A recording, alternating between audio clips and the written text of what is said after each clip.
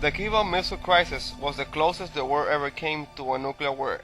The United States Armed Forces were at the highest state of alert ever, and the Soviet field commanders in Cuba were prepared to use battlefield nuclear weapons to defend the island if it was invaded.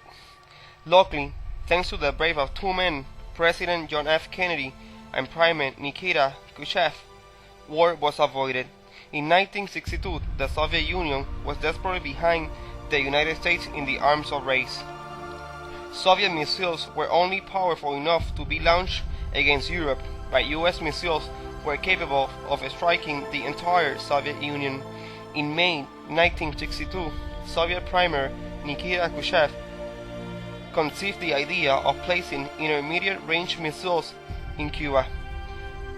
A deployment in Cuba will double the Soviet strategic arsenal and provide a real deterrent to a potential US attack against the Soviet Union. Meanwhile, Fidel Castro was looking for a way to defend his island nation from the attack by the US.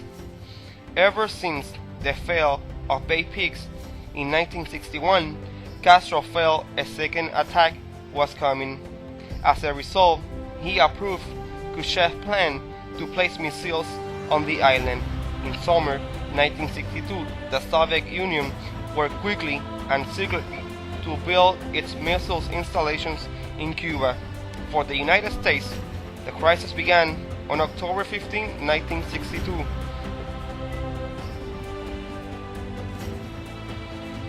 October 15, 1962, photographs reveal Soviet missiles under construction in Cuba. October 16, 1962, President John F. Kennedy was informed of the missile installations. Kennedy immediately organized the XCOM, a group of his 12 most important advisors to handle the crisis. After 7 days of water and intense debate within the upper echelons of government, Kennedy concluded to impose a naval quarantine around Cuba. He wanted to prevent the arrival of more Soviet offensive weapons on the island.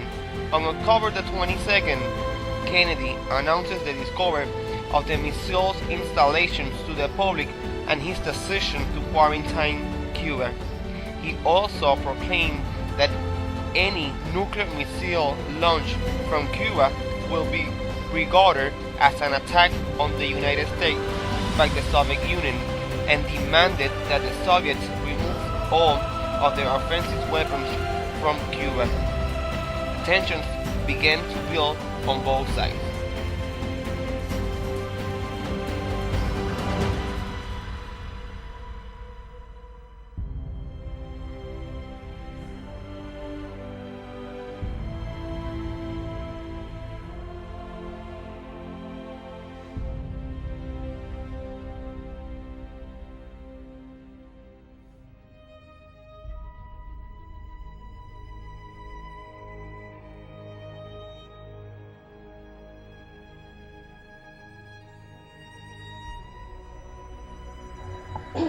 Shall be the policy of this nation to regard any nuclear missile launched from Cuba against any nation in the Western Hemisphere as an attack by the Soviet Union on the United States, requiring a full retaliatory response.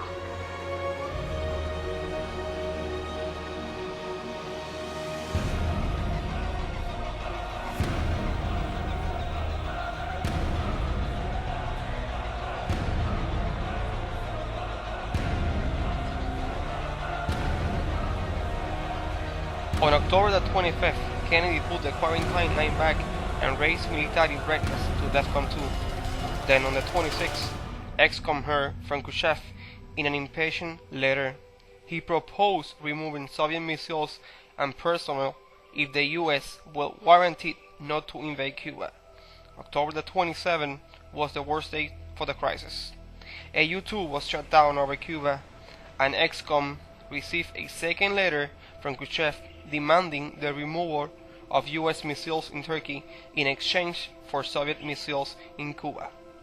Attorney General Robert Kennedy suggests ignoring the second letter and contact Soviet Ambassador Anatoly Dobrin to tell him of the US agreement with the first.